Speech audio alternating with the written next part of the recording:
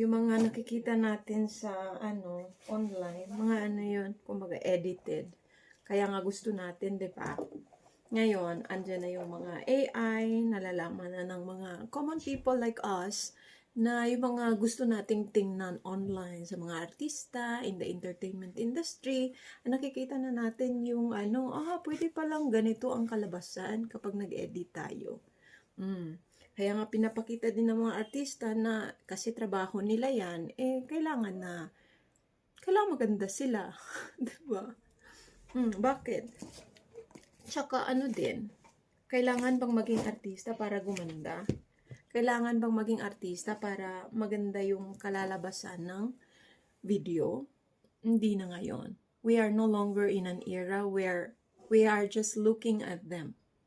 Sinasabi na rin ng mga artistang sinusunod natin na we can love ourselves the way we want to be loved. Saan ang gagaling? Dili gikan sa ilaha. Gikan na sa tua. So dili pwedeng sige lang taglantaw sa uban. Lantawon gyud nato tong kaugalingon para ana nagyud kay dapat salamin. Effective kay na siya, guys. Kinanglang na kay salamin para lantawon nimo imong kaugalingon, and from time to time I love you self. You have been through a lot. Kung mahal mo imong kaugalingon, di ka magsiglantaw sa bang tawo. Makita nimo kung unsay naa ka.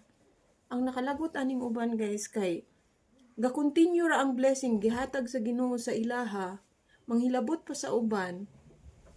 Unya, mag-continue gina sila kung insecure paghihapon ka despite the fact na daghan na kay blessings niabot sa imong kinabuhi. Ing ana gyud na siya. No? Wa gyud kay kuan sa kinabuhi. Magsige ra gyud ka nagfeeling ana bisag daghan pa kay kang diamond nga maimuha.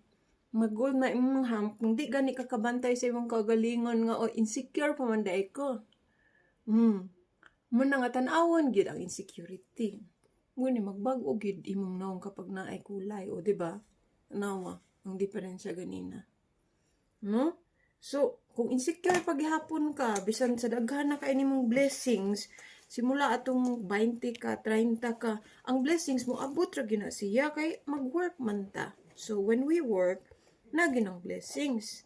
Unya, kay ang blessings nimo naman na diha, unsa may kinahanglan para di ka ma-insecure. Pasalamatan yun na nimo, di yun na nimo ang kunon nga imuha na nabaya tal sulod sa universe. Bisan pa naggion sa nimo pagpaningkamot na diha, nakasanina kag nindot, nakabalay kag nindot, nakasakyanan kag nindot, nakay trabahong nindot, naa kay mga relationships around you. Pero di gihapon na gikan sa imo, you're never the origin of those blessings. Diba? Bisag di pa ka mo to Ginoo, kahibalo ka sa imong kaugalingon nga dili nagikan sa imuha. Bisag unsa pa imong tawag ana, Maginoo man na, Satanas man imong tawag ana.